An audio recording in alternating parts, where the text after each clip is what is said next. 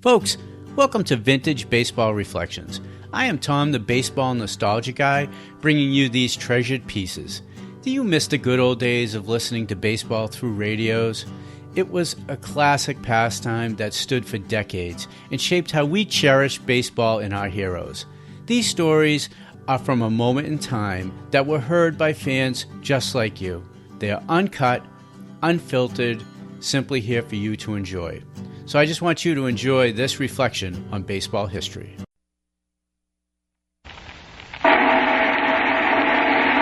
From Day to Durocher to Stengel, it's Double Play with Durocher and Day. With their guest, Casey Stengel, here's another chapter of Double Play with Durocher and Day.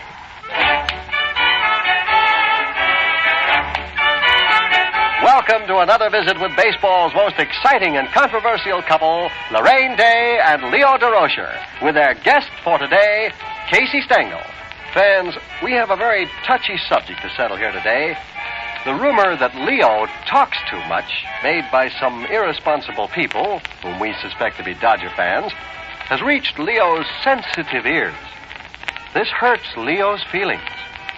Now he wants to bring this issue out in the open with his guest for today, Casey Stengel. Another quiet, soft-spoken, well-mannered baseball figure. Casey, do I talk too much? Well, Leo, to tell you the truth, you talk too much, and you have the loudest voice of anybody that I ever heard that was managing on a ball field. Well, maybe Leo shouldn't have mentioned the subject at all. But here's a subject well worth mentioning. And now back to Double Play with Leo Durocher and Laraine Day, and their guest for today, Casey Stengel. Let me ask you a question, Casey. You've won 3 American League pennants. You've won 3 World's Championships. How about me next year? You going to give me a chance? Well, to tell you the truth, Leo, I should say that we'll give you a great chance. It's a big city, you know. You must have a chance when your club can win 2 games in a World's Championship. In other words, that's outstanding, because what other club in the other 2 World Series win 2 games? Why, Casey Stengel, how could you say a thing like that? What other clubs? Oh, I won 2 games, you figure I'm lucky. Well, no, I said that maybe the dark, you know how the days were there in the fall, and then we had a rainy day. Maybe the rainy day helped me, I don't know. You were lucky with that rainy day. Well, maybe so. Maybe Leo knows something about it. Let me tell you something. I got one thing on my mind. I've had it ever since the series. I'd like to see Mantle in right field instead of Bauer. That's all I know. How do you know what I'd do if I had Mantle still out there? You know, Mantle broke records, too, for distance, and Bauer only hit his ball 410 feet, you know, that day. But Mantle hits him 460. Maybe he'd hit one 460. You can't tell. Maybe he'd have hit a grand slam home run against us, and that ball hit by Evars wouldn't have meant a thing, even if it hadn't been. What do you mean? Are you on Stengel's side? You're on my side. Well, I'm on the sofa with Stengel, okay? You're on the stove. Now, let me ask you I one need thing. a little help here, I'll tell you. That Rizzuto at shortstop, of course, he covered the infield like a tent. Of course, you get along without him, too. You didn't need him. Well, I'll tell you, Leo, you know how you used to play shortstop. You could go and catch the ball and throw the ball. And, you know, that's the way Rizzuto is. And after that little man that you have playing second base... Who are you talking about, Stanky? That's all. The little second base. He just tagged the man, just gently, and he happened to slide in and the ball was there. It was an accident, Casey. Well, to tell you the truth, I thought he broke his rib, and then it flew back in place, and that's why the rain helped us on Sunday. Now, you say it didn't help us. That's why it helped a young boy to come back and be a great coach. And how about that fellow you had pitching for you, that left-hander who throws up that soft curve and the screwball, and once in a while, accidentally, he may let you hit a fast one. Leo, didn't somebody say that you could put all pitchers against him and win? Well, I just made the remark I'd rather put 9 pitchers in. I think we'd have a better Lopat. That's his name, Lopat. 2 5-hitters. Beat us both games. Well, I'll tell you about Lopat. He's such a small boy. Started, you know, as a first baseman, and he found out the easiest thing to do is to go in there and pitch and use 4 curves. He's got one that way, one this way, and then he gives you that, and then he stands and makes you guess who you're coming. He says, oh, you're a New York Giant, you're a New York Giant. And that's what I say. He wasn't used to his rhythm. Rhythm, I don't know. He had my club crazy. Everybody trying to pull him and hit a home run, and they were bouncing him back to him and the shortstop and the third baseman. Out. He's a great guy. Why don't you keep him on first base? Well, I'll tell you, you could have kept Coslow out of there for a long time, too, Leo. Well, he pitched pretty good, I'll say that, but I think the best team won in the World Series, Casey. You had a great ball club, and you played great, and we did the best we could. Just wasn't good enough, that's all. All right, now that you're through handing out the bouquets and you have collected them, would you answer a question that I want to know about? Because I was in New York. The team was on the road, and naturally I wasn't helping Leo manage that day. He was on his own. But anyway, I was watching a game, and it was raining, and you were playing the White Sox. And if there wasn't the biggest rhubarb, because it seems to me that you, Mr. Casey Stengel, were stalling. At least that's what it said in the papers. Now, I want to know all about this. Well, you have a little argument there. Mr. Richards was playing very good with his ball club, as he was the outstanding manager the first 2 months of the season with the White Sox. And naturally, when you have a club playing good, you have everybody pulling for that ball club. So they came into the Yankee Stadium after a successful trip east, and unfortunately the weather got cloudy, and the rain started down, and they started to make a few runs. They were ahead at this time, weren't they? Oh, yes, they got ahead often there, and it looked like they might win the game, but I'll tell you, because of my age, I had to go out and take the pitcher out. You know how old I am. I'm around 60. How long it takes you to get to that mound. And when it's rainy weather, I get sort of rheumatism, man. I just go... Even longer. That's it, slowly out to the mound. And I made 4 or 5 switches of a pitcher, and of course Mr. Richards switched 4 or 5 hitters. And then I would have to say that the man above had the rain come. And, of course, I wanted to finish the game. You know how I do. Oh, but yes, you could hardly wait. we had to sit in the clubhouse and take the game.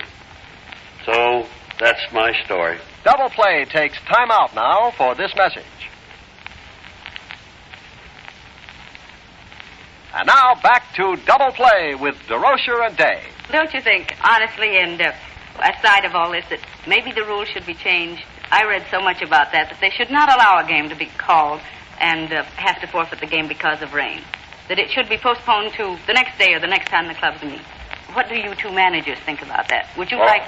I know, to answer Casey, I know that in 1941, when we won the pennant, and I was managing the Brooklyn Baseball Club, we were playing in Cincinnati, and Larry Getz was behind the plate, and the score was 0-0 in the 16th inning.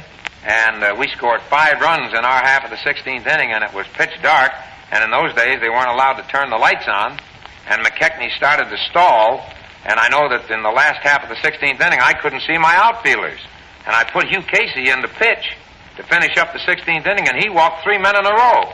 And I was all jittery and jumpy and nervous, and I run out there, and I said, "Come on, Huey, take your time, get the ball over there." And Larry Getz said to me, "We're going to finish this game if we have to put lights on our caps." He said, "They stalled, and we're going to finish it if we play it till midnight."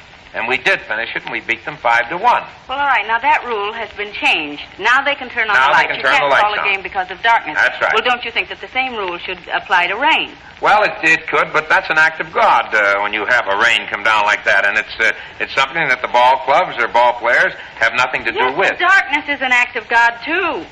I mean, but still you postpone the game and play it off another time? No, you turn the lights on now. We changed the rule.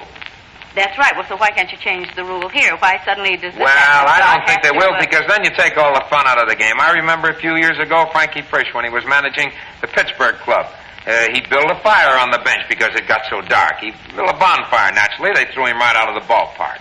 Another time during a rain, like Casey had against Richards at the stadium, he took his shooting stockings off and rolled up his pants and borrowed an umbrella and went out to coach with an umbrella, and naturally got thrown out of the park. Haven't you ever been thrown out for any of those hijinks? I hear that you're quite a character on the ball diamond with those things. Well, I had to change my ways. It seemed that I was catching up with the umpires before they could catch up with me. And finally, the umpires went past me so many times that with me out being on the ball field, that really and truly I used to be the best spectator on my club, and I was managing it. I never got to sit on the bench often. I generally sit in the grandstand.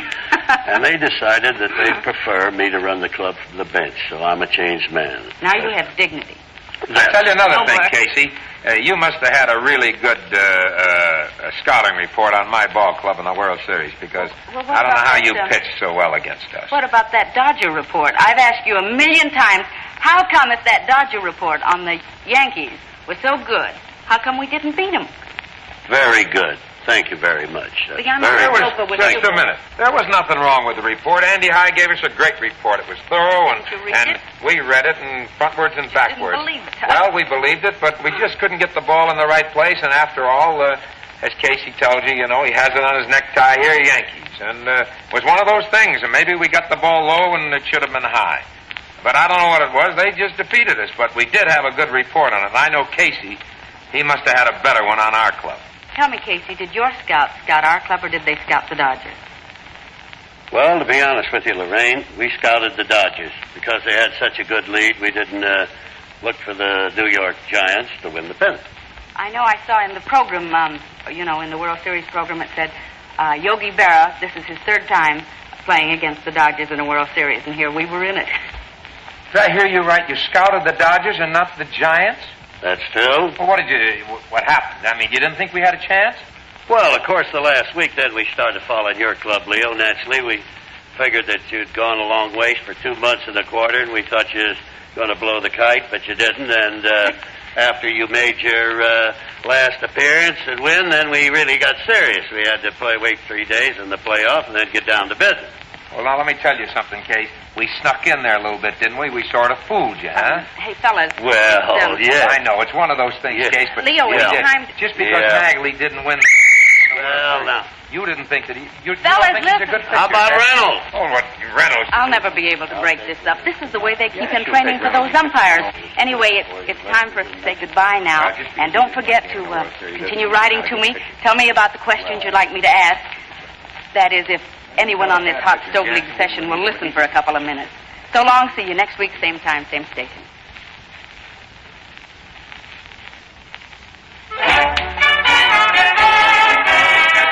You've been listening to another chapter of Double Play with baseball's most exciting couple, Laraine Day and Leo Durocher. Today, Laraine and Leo had as a guest Casey Stengel. Join us when again it's time for Double Play with Leo Durocher and Laraine Day, plus another big-time guest star. Double Play is produced by Marty Martin, directed by Ted Neeland, and is a Marted production.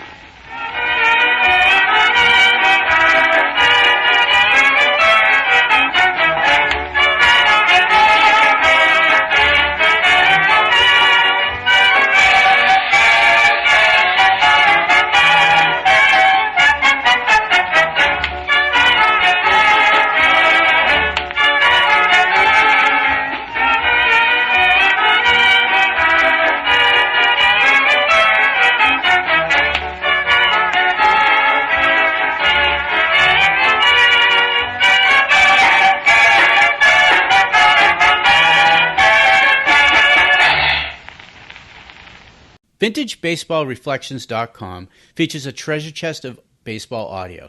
The wonderful thing is the audio isn't a guy like me or a few talking heads reflecting on players, seasons, or teams.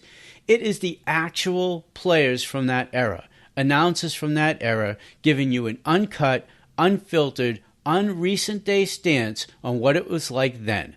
These are real-time clips from that era. Now, we encourage you to check out our entire back catalog of baseball audio. And if you like old-time games, and folks, you are not alone.